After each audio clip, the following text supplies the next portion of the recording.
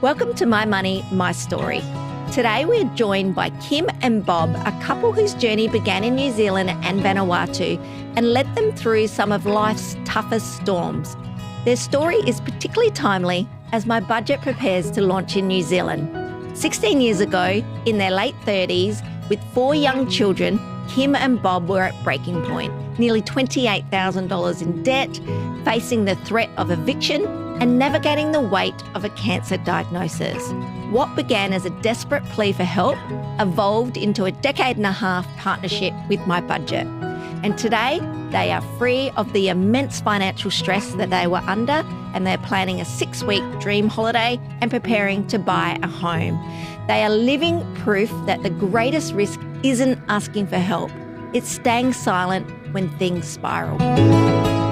Welcome to My Money, My Story, where we chat to some amazing people about their money story and hear just how much money can really impact your life.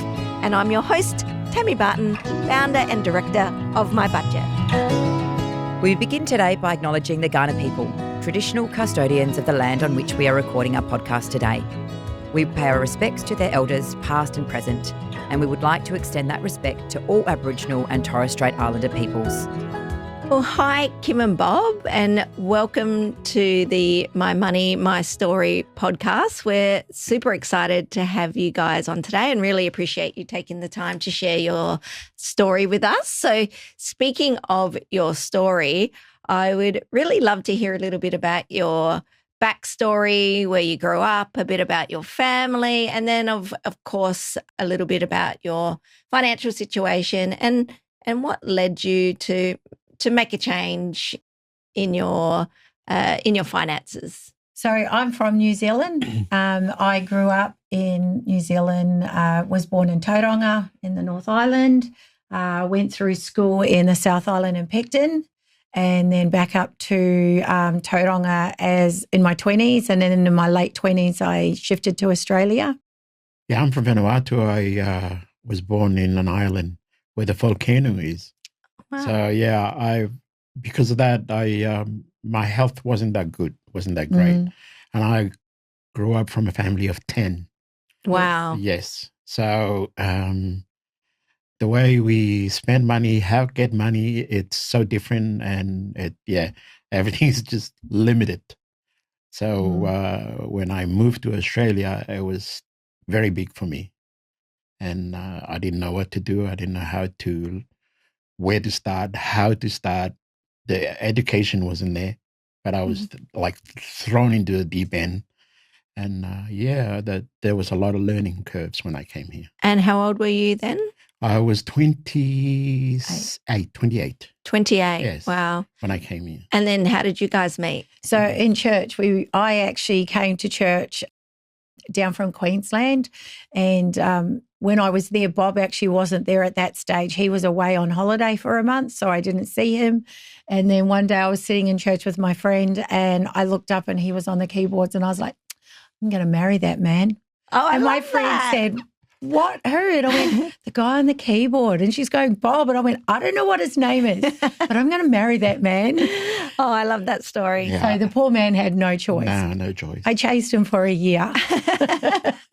He was very shy, very much like I would say, hi, Bob, and he would go bright purple and turn around and walk out of the room and not know what to. He always says after we got married, you were very scary. You were so full on. I didn't know what to do with you. Oh, that's very cute. But then the rest is history, right? So you guys got married. Yes. And 4 children. 4 kids. Yeah. Wow, well done. 4, that is a huge achievement. Yeah, and they all still live with us. Oh, my goodness. No one wants to shift out. They're all still living with us. You're both amazing humans. That's why. Why would they want to move out into the real world? I don't know if they'd agree. True. I guess what kids actually do say, my parents are amazing humans. It's not until they have kids. That's right. And I then agree. they start to realise, well, at least I think that's what happened with me anyway. Yeah, I agree. I look back and I think, oh, now I get it, Mum. I get it now. Yeah. So tell me a little bit about your money story and your financial journey. You know, I mean, obviously everybody's money journey normally starts when they start working full time and all of that. But when you guys got together, how did that work? Because sometimes in relationships, like joining money or that sort of thing can be tricky for some people, Yeah. and others it just blends really well and off you go. I think we blended really well. I was always brought up that money goes together.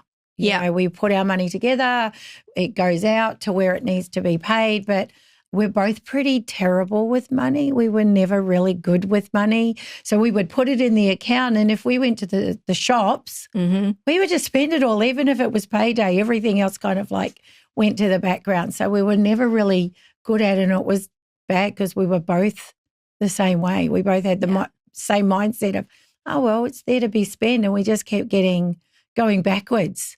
So when you say going backwards, like taking out credit cards or just when a bill would come in? We'd wait until it was like we had to pay it. We were like now getting charged a late fee. And right.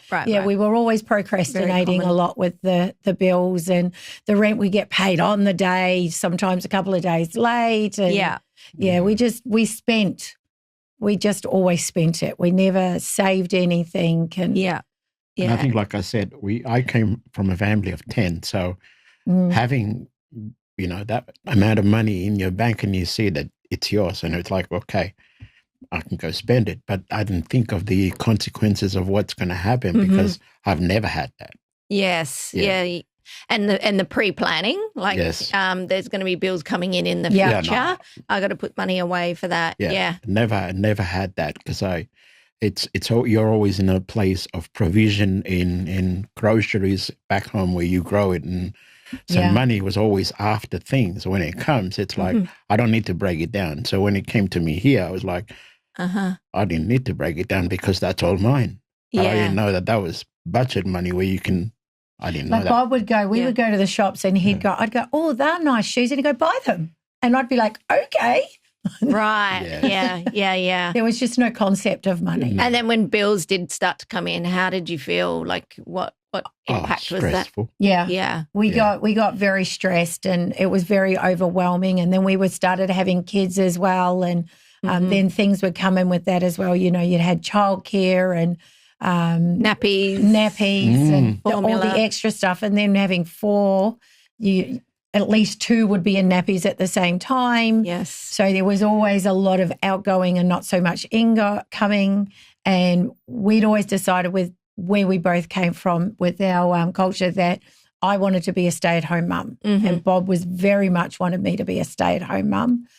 So I gave up my job. I was trained in childcare, and I gave that up to be a stay-at-home mum, which really we were living on one income, which was really hard. And that's when we started to get the credit cards and to make ends meet. To make ends meet, which then you start going backwards because then the credit cards come in, then you're not getting them paid on time. So then you're getting interest on, you're basically just paying for the interest. Yeah, and it becomes a bit of a cycle. Yeah. Yes. It and really you think you're stepping up, but you're not. It's like you're standing still and it's getting above you, and then and then because we were so bad with money, we'd get the credit card and we'd be like, we'd start off with, we're going to be good. We're only going to use it when we need to.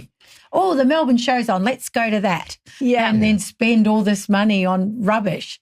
Well, if it makes you feel any better, your story is not, this part is not uncommon. People do find themselves using credit cards and, getting further behind and not actually even realising until they start to feel that stress. Yeah. So you're not alone in your story in that part.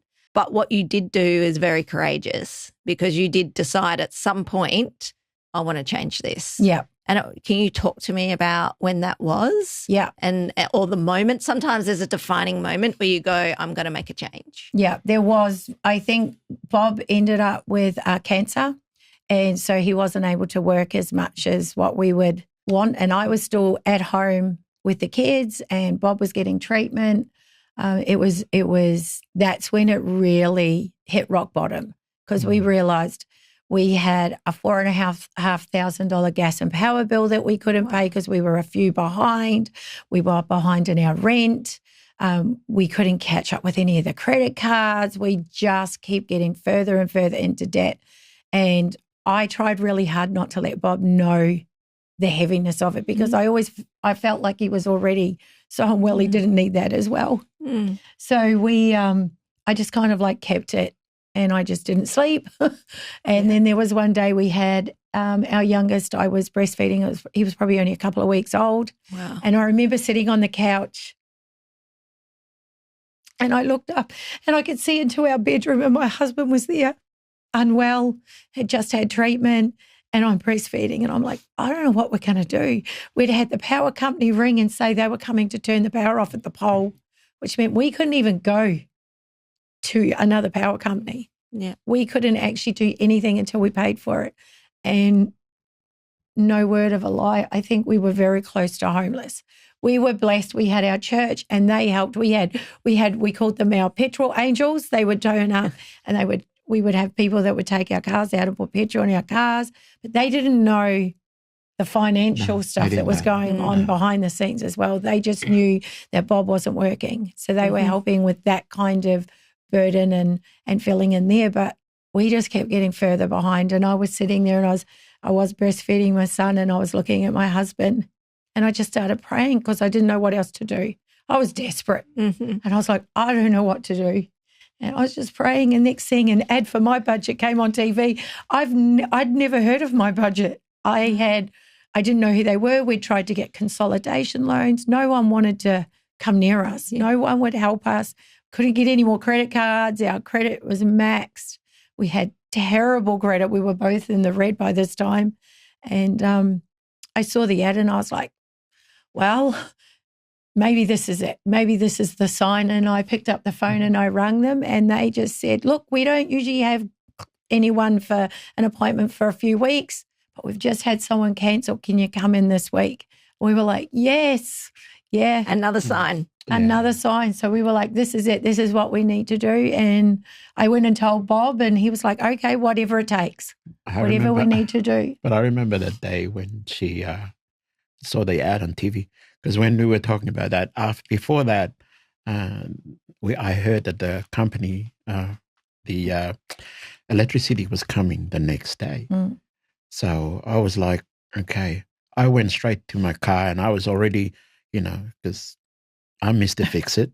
So I was trying to work out what I was going to do with the car if we were going to, that's where we're going to stay. And Wow. Yeah.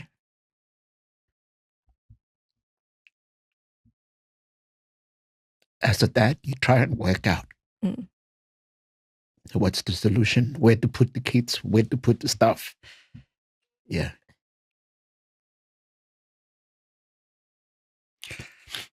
Yeah, so I went to the car and tried to work out because I knew that from there there was a downfall, because we already know what's going to happen, and yeah. And when I walked in, and she said, "I'm just going to try and ring MyBudget." I said, "Who's MyBudget? I've never heard of them," because you get all these hopes up for other things. And then when you ring for consultation loans and all that stuff, nobody wants to take you. So, and I said, okay, try. I don't know what's going to happen, but it's the last solution for us to do. I mean, yeah. We were desperate. Yeah. And then you came in to our we came in office to in our office in Essendon. I don't think they'd been there very long, which was great because we were like, if it had been the other office, we might not have been able to make it because of petrol. Yeah. So thank goodness. So we went in and we met a lovely consultant and she was like, all right, let's have a look. And we gave her all the paperwork and she was looking through it all. And she goes, okay, if you just wait in the waiting room, I'm going to try and figure something out here. And we went into the waiting room and I just kept saying to Bob, yeah, no, they're taking so long because there's no way they can do anything. They can't help us. They can't do anything for us. Didn't I? I just kept saying it because I was really convinced there was no way out of it. Yeah, that was a scary moment for me.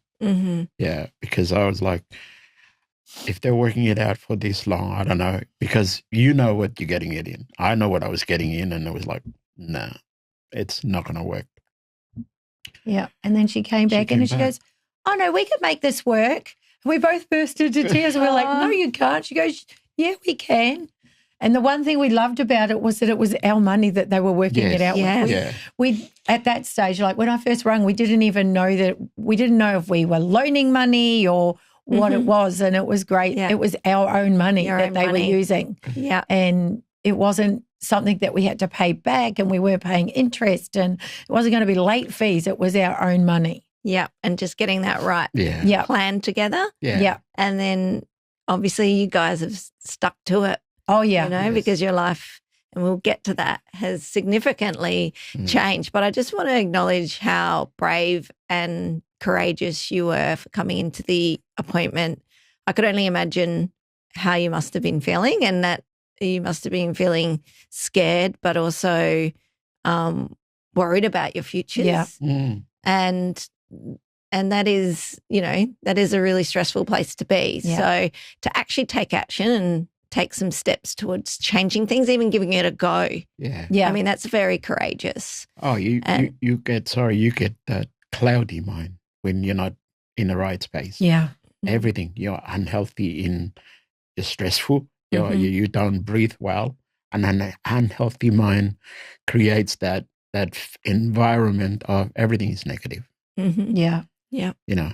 And when we rang MyBudget and they did that for us, it's like you start to breathe good air that gives you a healthy mind to start to think. So, okay, I start to understand what it is meant by budgeting stuff. I reckon that first night when they said Yeah. yes, and they were putting it into like a budget for us. And I remember her saying, and we're going to do savings. It won't be much, but we'll do a little bit of savings. I reckon that was the first night I slept probably in months. Oh, my God, Like, that's I really do, amazing. because I really didn't want Bob to know too much of what was going on financially. And we had the newborn, and I did end up with depression, and because I just think from everything it just stress. piled up, and it Yeah. was I never said that this. night was just a beautiful. I finally slept. Oh, my I never God. said this to her, but 2 years I can't remember anything. Oh, wow. Yeah, I can't remember. Because of the brain fog, because of the stress. Never. Like if you ask me to remember, I can't tell you what. I can't tell you anything. All I just remember is trying to fix this. As a dad, or as a parent, as a father being taught by my dad, you have to fix it. It's your problem. You have to fix it. You don't ask for help. That's it. So that was Yeah. Yeah. Well done for asking for help, because like I said, that is a big step. A lot of people don't ask for help, and they stay in that cycle for Yeah. a really long time. Mm. And you asked for help, and you got it. Yeah. And obviously, you guys, tell me a little bit about the experience after you joined, how things changed, going from not being on a budget to being on a budget. I think some people think that can be scary. Yeah. And just tell me about what that was like, because it's not easy at first. I was actually so grateful that someone else was doing it, because I obviously sucked at it. So it was really good someone else was doing it, and the stress that was removed was the first thing. Like, you could actually feel the atmosphere in the house changed. And one thing that we noticed was our oldest, he's 24 now, and we talked to him about this, and he remembers. Wow. He remembers, and So he the kids talks at the about- time were, So our oldest would have been 9 and 10 Yeah. at this age. So he Yeah. remembers Bob having the cancer, but he also talks about, we've got our youngest who's 17, and he doesn't have any of the worries, the financial worries. He sees it. Oh, I need a new pair of shoes. He gets the new pair of shoes. Oh, I need this. There's money in the morning. Oh, Mum, I didn't have breakfast. Can I have some cash? Whereas Connor, he would say to us, oh, Mum, there's this on at school. Can I grab $10? Like, and he Yes. talks about that. He talks about how he always felt like, oh, I don't know if I can ask for it because we don't have it. yeah. Whereas he's seen the difference between him growing up to our youngest growing up. And the difference is, the youngest, there is none of that hesitation. It's like, oh, Mum, can I have $10 for breakfast? Yeah. You know, it's Yeah. straight out. Oh, Mum, can I have, you know, there's no So the littlest, hesitation. the youngest didn't have to worry.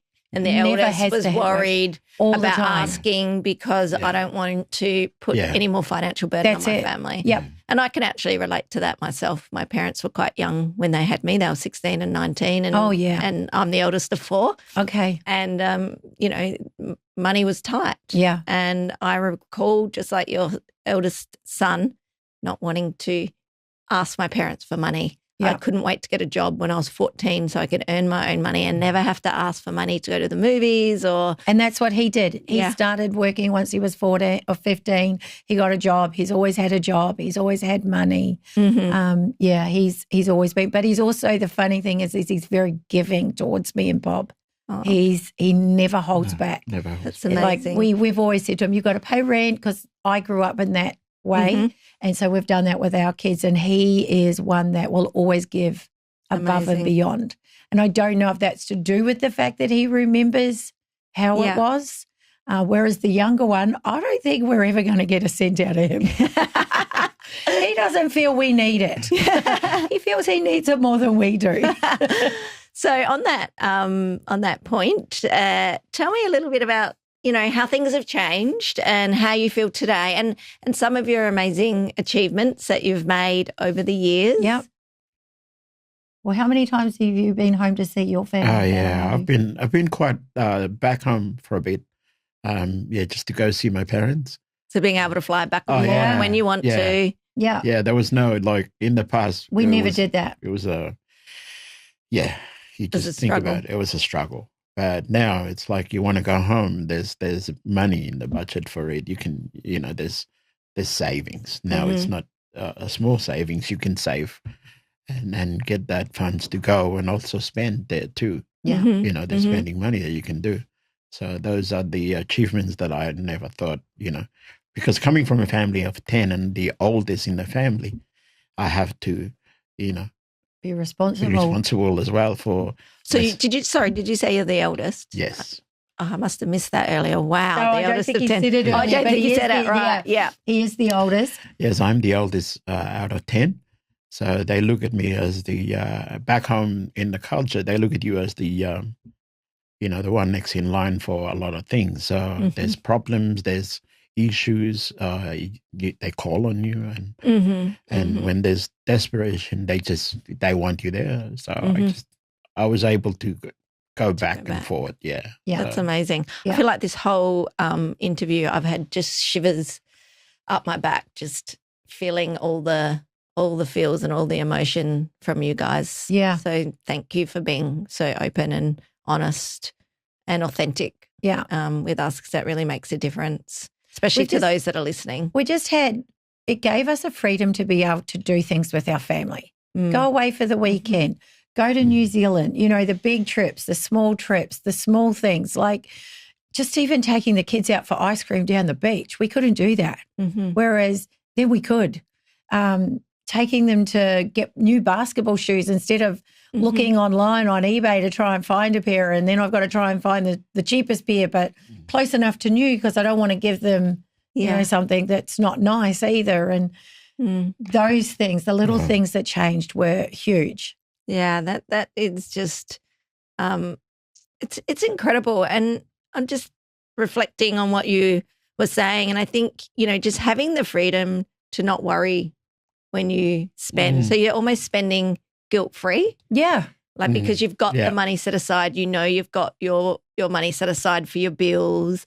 And when you guys do that, do you budget for all of those things, or do you sort of use your available balance or your savings or your surplus? How do you work that within the MyBudget Well, usually system? the bills, we have everything paid, and so if there's surplus, we'll use the surplus. Then that's for you. Yep. Yep. If there's surplus and we know we've got a holiday, we chuck it into the holiday account. Yeah. Otherwise, if we want, we can take it out of the savings as well. We haven't just got one savings. We've got like about 5 or 6 savings. You know, we've got one for travel, and we've got one for just everyday savings. And so we always, if there's something coming up, we chuck that into the budget and we use that for savings. Incredible. Yeah.